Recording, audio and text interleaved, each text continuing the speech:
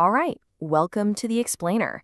So, you're thinking about buying some Bitcoin, and if you are, you've probably asked yourself one pretty big question. What's actually the cheapest way to do it? Today, we're going to find out. And yeah, it's an exciting idea, right? But hold on a second.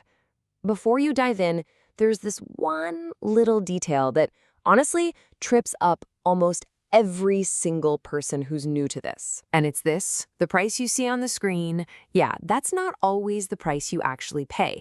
You've got these sneaky hidden fees and transaction costs that can take a real bite out of your investment. It's probably the #1 surprise for folks just getting started. But hey, that's exactly why we're digging into this today. Over the next few minutes, we're not just going to show you the cheapest ways to buy Bitcoin, but, and this is the important part, the smartest way for you. Okay, so first things first, let's talk about what cost even means here. Because, it's so much more than just that price tag you see on an exchange. This right here, this is maybe the most important thing to get your head around. Just because something's the cheapest doesn't mean it's the best. If you just chase that rock bottom fee, you could end up on a platform that's, I don't know, super confusing or slow or maybe even not that secure. The real win is finding the best value, that sweet spot between low cost, solid security, and an experience that doesn't make you want to pull your hair out. So, how do you actually go about buying it? Well, it turns out there are basically 4 main roads you can go down, and each one has its own set of pros and cons. Right? So you can go person to person, use one of those giant exchanges, walk up to a physical ATM, or use a really simple broker. Let's just quickly run through what each of these really means. First up, peer-to-peer, or P2P. Think of these like online marketplaces, kind of like an eBay for Bitcoin. They hook you up directly with another person who's selling, which cuts out the big corporate middleman. And that often means, yep, lower fee. Then you've got the big players, the titans of the crypto world. The low-fee exchanges. We're talking about places like Binance or Kraken. These are just huge trading hubs where the sheer amount of buying and selling helps keep the fees really, really competitive. What if you want to use good old-fashioned cash? Well, that's where Bitcoin ATMs come in. They're physical machines, just like the one at your bank.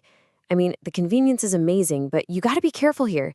The fees can be all over the place, like wildly different from one machine to the next. And last but not least, you have crypto brokers. So platforms like Bitpanda or CoinMama, they're designed for one single purpose: to make things simple.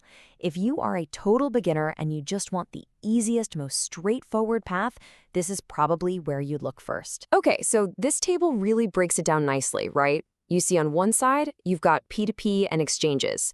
They usually have the lower fees, but let's be honest, they can be a bit more complicated to use. Then on the other side, ATMs and brokers are all about making it easy for you.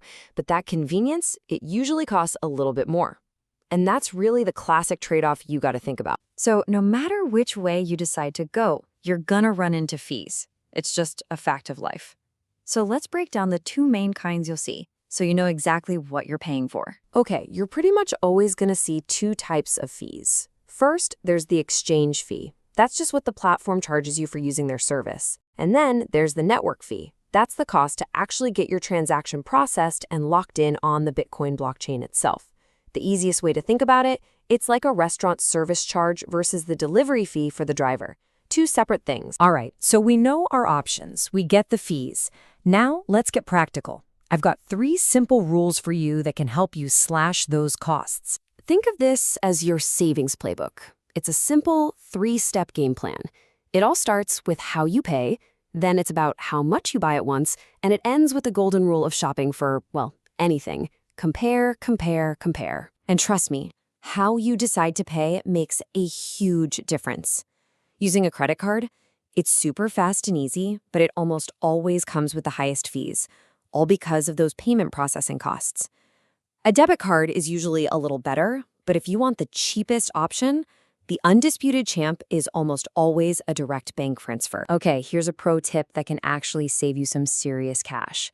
think about how much you're buying. It sounds a little weird, but making one big purchase of, say, $100 will almost always cost you less in total fees than making 10 little $10 purchases. And why is that? Well, a lot of platforms have a small, fixed fee for every single transaction.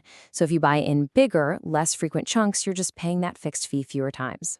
Simple as that. And this all brings us right back to where we started, to that big question. What's the difference between the cheapest option and the best one for you? Look, as you're thinking about all this, you have got to look beyond just the price. You got to ask, is this platform actually secure? Is it reputable?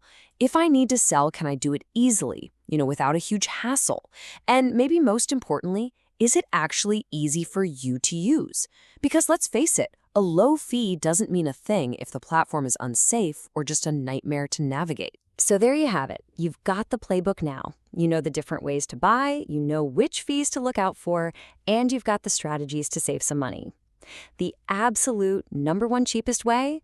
It's usually going to be a low-fee exchange paid for with a bank transfer. But the smartest way? Well, that's a question only you can answer.